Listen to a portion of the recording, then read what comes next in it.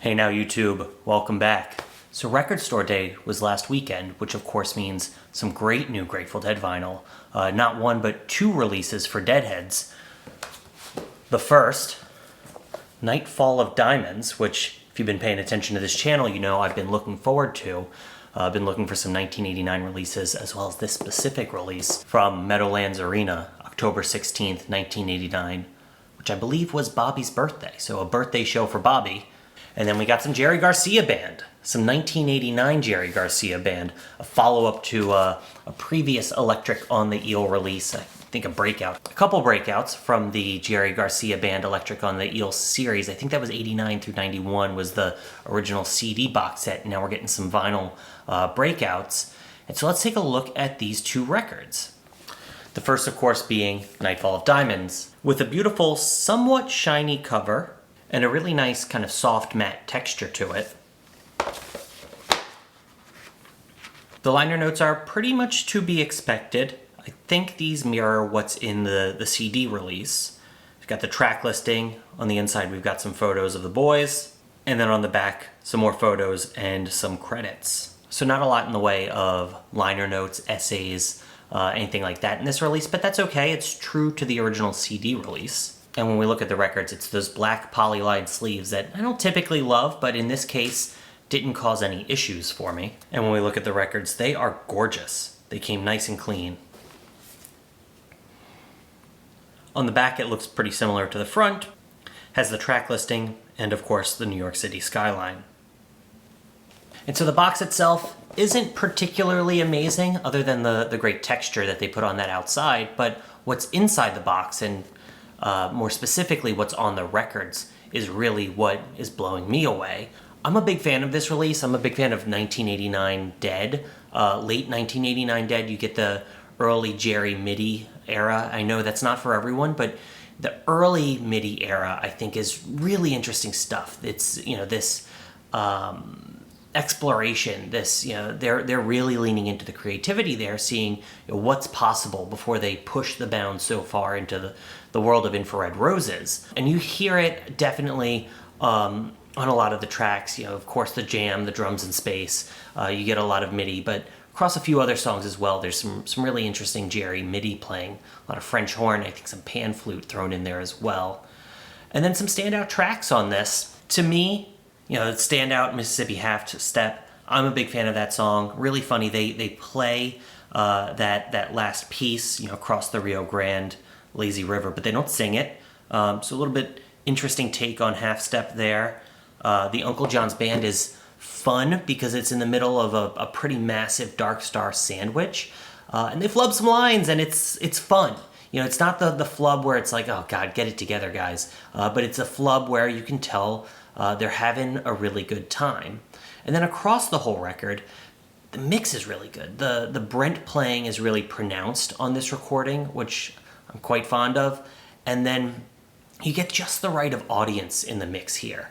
And that's something that, you know, sometimes they go a little bit too hard, sometimes there's not enough, but I think that presence of the audience at the Meadowlands Arena in 1989, I think, you know, to me, it adds to the ambiance of the show. It adds to the vibe of this show and this release. And I think it's a really nice touch in the mix. And so overall, really happy that they released a little bit more 1989 Grateful Dead. And then the other Dead-related Record Store Day release was Jerry Garcia Band, Electric on the Eel, put out by Round Records. And this is a follow-up I've got right here, the 1991 Electric on the Eel release. And so you've got the two of them side by side, a little bit different color just so that it stands out. I was really excited to pick up this release. I'm a fan of, you know, this era of Jerry playing. I think Jerry Garcia Band, you know, the catalog of songs, some of my favorite songs were played during this era. And so of course I had to pick this one up. So let's take a look at what's inside. We start on the front. It's this kind of matte, you know, cardstock sleeve. And then we immediately have to go to the back because it's got kind of an interesting folio style jacket. So we see the set list, set 1, set 2, what's on each record, and then we open it up and try to be as gentle as possible. I have a tendency to tear these styles of sleeves, but we've got a little bit more information on the set list on that flap. The sleeves here are white, not poly-lined, and I found these records to be a little bit dirtier when they first came out of the sleeve. Nothing too detrimental. They weren't damaged in any way, but needed a little bit of a wipe down before I could start playing them. And then they're pressed on this beautiful kind of slimy green vinyl. I guess it's electric eel green vinyl, with the label showing Round Records as well as what's on each side of the record. If we take all the records out, we can see there's this really cool eel print on the inside of the folio. A little bit difficult to see, but nice little Easter egg, maybe a little hidden artwork within this set. And I want to call attention to the set list once again. Of course, there's some great Jerry Garcia band standards. I love I'll Take a Melody. They Love Each Other is a classic in my household. Really great Run for the Roses. But then you get into some of my real favorites. My Sisters and Brothers is an all-timer for me. I love that song. The Harder They Come, really great reggae cover. Don't Let Go is a more recent favorite of mine. And then, of course, ending things off with a really good Dylan cover, Tangled Up in Blue. And so those are kind of the standout tracks for me. I do have to ding this release a little bit, though. The audio quality, the recording quality, to be a little bit more precise, isn't the best. I thought this was not as good as that 1991 Electric on the Eel release that we had seen previously. It's a little bit muffled. It's just not the best recording. The pressing is good, but the original source recording, I believe, is not the best. And so if you're looking for some audiophile quality, archival recordings of Jerry Garcia Band from '89, this might be a little bit disappointing to you. But if you're looking for a little bit more of a snapshot, a record of the Jerry Garcia Band in 1989, you're all right with kind of scuffs and all. It's a pretty good record with some really good songs on it. So I'm very pleased that I pick it up. I'm probably going to get a lot of mileage out of this release, probably even more mileage out of the 91 release, to be frank, just because I like the tracks on this one a little bit more, but your mileage might vary. And so that is Record Store Day. I think two really good pickups. I picked up a few other records as well. That David Bowie Rock and Roll Star I was quite excited about.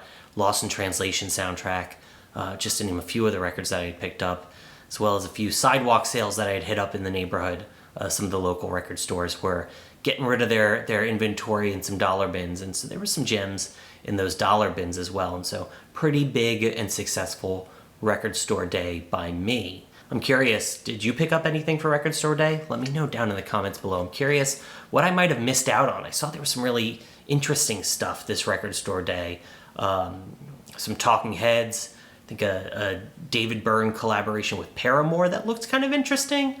Not normally my cup of tea, but a really interesting looking record. A few other things. So let me know what you picked up down in the comments below. And of course, followers of this channel know I like to wrap up all these videos with a little bit of a look forward to what's coming up next. Of course, we've got Grateful Dead Mars Hotel 50, if you've been following the good old Grateful Dead cast. They've already kicked off this season with a few episodes, some deep dives into some of those Mars Hotel songs. Really looking forward to that 50th anniversary release, as well as the show that they're packaging with the 50th anniversary CD. I know a few people were a little bit upset that the Angel Share release was separate from the 50th anniversary release, and they did a show instead of those studio outtakes. I'm fine with that. And then something even more exciting perhaps for me is the Grateful Dead, I think it was the Grateful Dead newsletter this month called out that they are starting to release the Robert Hunter studio album catalog on vinyl. I don't know if they're necessarily all 50th anniversary editions. The first one, Tales of the Great Rum Runners, I think is lining up with the 50th anniversary. I'm not sure, I'll have to double check that. But the press release from Rhino said that they're going to do most or if not all of the Robert Hunter albums, which I'm really looking forward to. I was telling a friend recently, I love Tales of the Great Rum Runners, but that's only maybe my third favorite Robert Hunter album.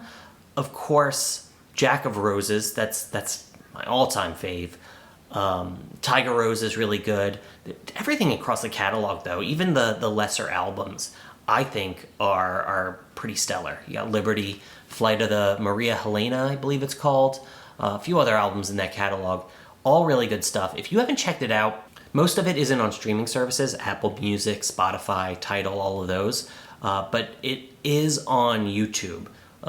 Someone went and uploaded most of those albums to YouTube, and so if you're a little bit curious about those Robert Hunter albums, can't wait for Rhino's anniversary editions or reissues, remasters, whatever they're doing with them, you can go ahead and check out some lower fidelity versions over here on YouTube. And then we have a few more mysteries coming out this year. Of course, the next couple Dave's picks are still a mystery, 51 and 52 for the CD heads.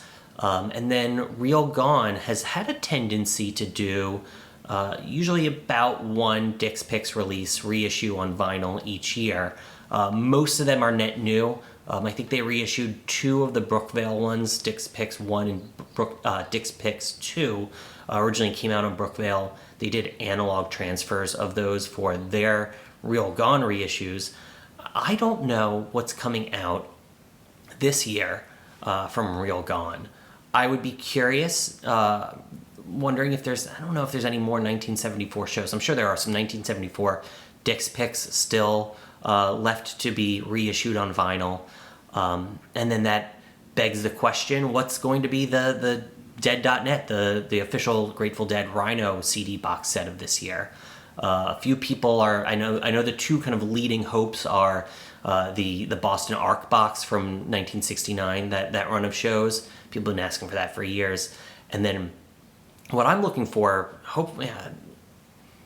and then what I'm really hoping for, that my personal hope for the 2024 CD box set would be a 1974, specifically October 74 Winterland run, famously that Grateful Dead movie run that they had recorded. I think that's 5 shows. They did a 5 CD box set with some of the choice cuts from that a few years ago, maybe 15 years ago for that one, maybe 20 years ago at this point.